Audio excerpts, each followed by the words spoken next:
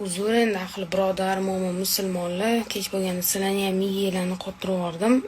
Men shunaqa blogerlarni ayniqsa tushunmayman.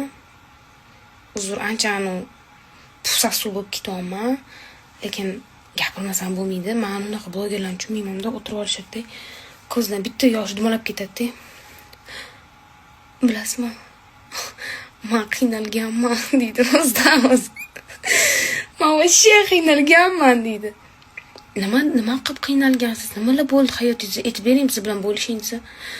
Men tug'ilib gapira olmaganman deydi. Tug'ilishim bilan rost gapirish xohladim, gapira olmadim. Qiynalganini gapiraveradi-da, ya'ni. Men prosta aytmoqchi bo'laman, odam dunyoga keldimi, bo'ldi, uni faqat qiyinchilik kutyapti. Sen o'sha qiyinchilikdan o'tsang, seni keyin zo'r hayot kutyapti. Nima mana shu narsa norozi bo'lib olishadi? Yig'lavermanglar, yig'lama.